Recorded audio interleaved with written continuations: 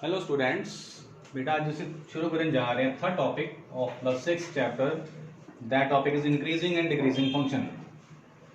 इस टॉपिक सब तो पहले ਅਸੀਂ ਗੱਲ ਕਰਦੇ ਹਾਂ what is the meaning of increasing function and what is the meaning of decreasing function.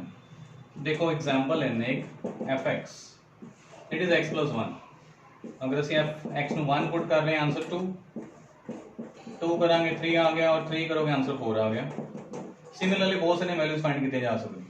ठीक है, देखो जिदा जिदा x इंक्रीज हो रहा है, x की वैल्यू इंक्रीज कर रहे हैं उस तरीके आंसर भी इंक्रीज हो रहा है। आंसर मीनस y, मतलब ਅਸੀਂ x ਨੂੰ इंक्रीज कर रहे हैं तो y भी इंक्रीज हो रहा है। ठीक है, यहाँ से कह रही है x डिक्रीज कर रहे हैं तो y भी डिक्रीज हो रहा है। That function is called increasing function. Clear. पर अगर कोई इतना फंक्शन आ गया f(x) is equal to -x, let us take f1, answer is -1। f2 करोगे आंसर -2, 3 पुट करेंगे आंसर -3। देखो x तो इंक्रीज हो रहा है पर कि y इंक्रीज हो रहा है, ये तो डिक्रीज हो गया, उल्टा हो गया काम कि x इंक्रीज करना y decrease. That function is called decreasing function. Clear. Now इन्होंने डेफिनेशन की है। First of all increasing function,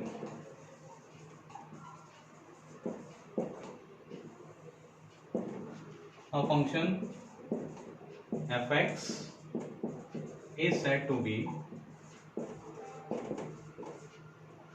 an increasing function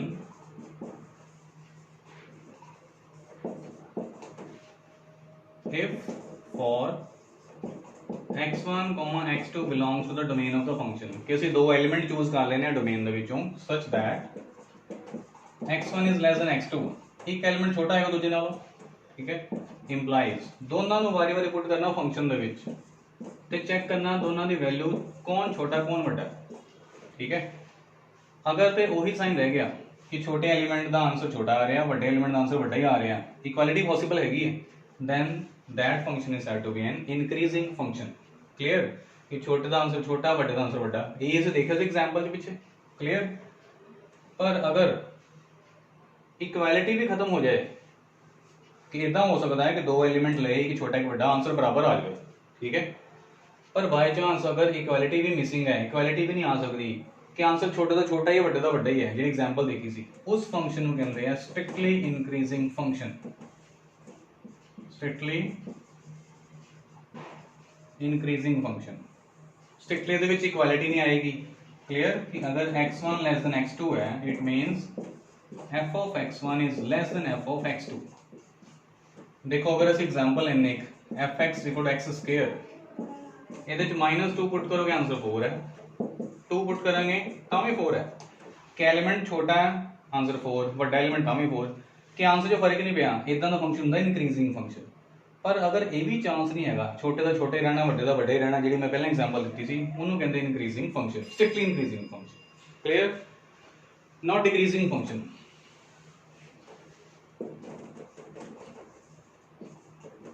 decreasing function,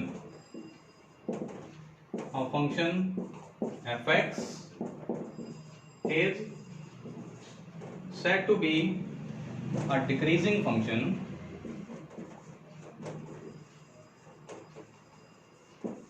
if for x1 x2 belongs to the domain of the function such that x1 less than x2 implies f of x1 is greater than is equal to f of x2। कि छोटे answer का छोटे element का answer बड़ा हो गया, बड़े element का आंसर छोटा हो गया। That function is called decreasing function, जिस एग्जाम्पल भी ਅਸੀਂ ਪਹਿਲਾਂ कोट की थी। क्लियर, ਇਹਦੇ ਚ वही चीज है, अगर इक्वलिटी मिसिंग है, इक्वलिटी नहीं है, सिंपल ग्रेटर देन ही आ गया, छोटे का आंसर बड़ा ही हो गया, then that function is said to be strictly decreasing function. Clear. तो सब तो पहले तो चार तरह के फंक्शन क्रिएट होने चाहिए, दो डिक्रीजिंग दो इंक्रीजिंग। पर इन्हों के कुछ ग्राफ्स देखो।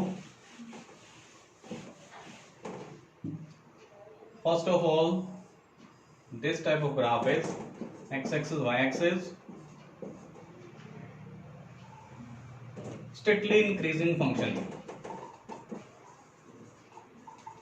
कि अगर ਅਸੀਂ ਇਹਦੇ ਚ दो एलिमेंट चूज करते हैं कोई भी x एक्सिस ऊपर, दोनों ऊपर y ਦੀ वैल्यू ਕੀ आएगी ਤੁਸੀਂ चेक कर सकते हो। Late us take y1 and y2 कि छोटे एलिमेंट का आंसर छोटा ही आना है, ਵੱਡੇ एलिमेंट का आंसर ਵੱਡਾ ही आएगा। ठीक है, स्ट्रिक्टली इंक्रीजिंग फंक्शन बन गया। Next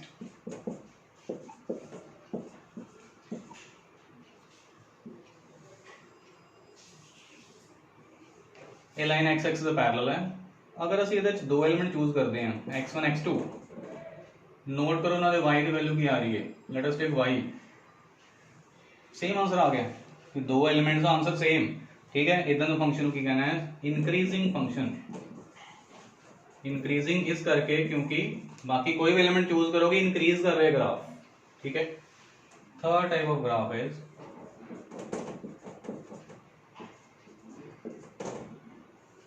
strictly decreasing.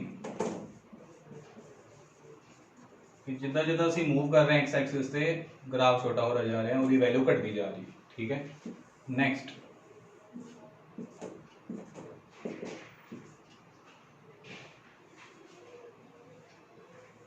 This is called decreasing graph, decreasing function.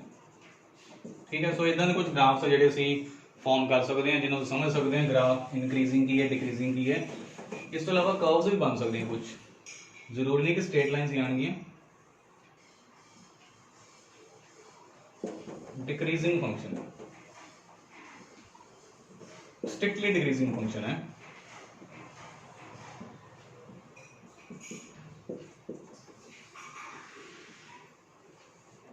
Strictly increasing function.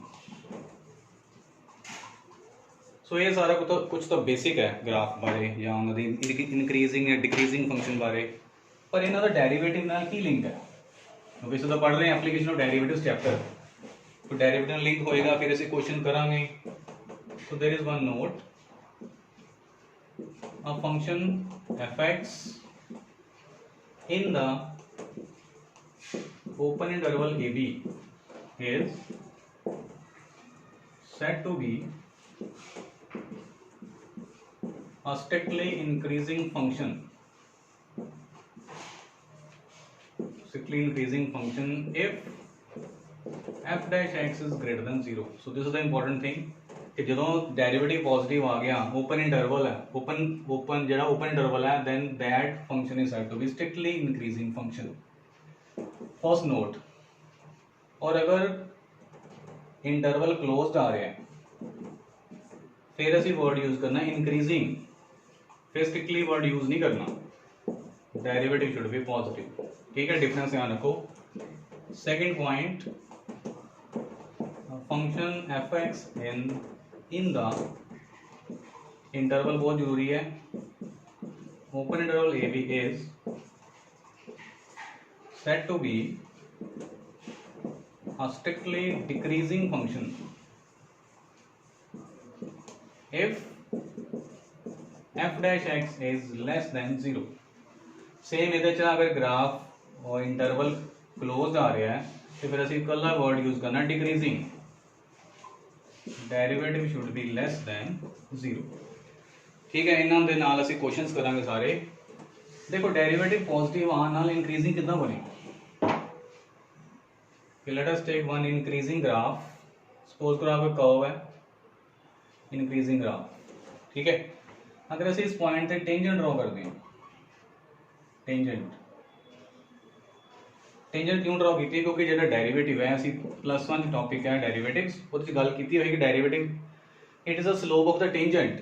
So tangent draw की, टेंजेंट एक्स एक्सिस जिथे भी टच हो रही है एक एंगल बनेगा and that angle is less than 90, means acute angle, 90 से छोटा। तो स्लोप का फॉर्मूला की है tan थीटा, तो tan थीटा अगर 90 से छोटा एंगल है तो clearly it should be greater than 0। सो यही रीजन है कि इंक्रीजिंग ग्राफ वास्ते जी टेंजेंट की स्लोप है दैट इज ऑलवेज पॉजिटिव, मतलब डेरिवेटिव पॉजिटिव।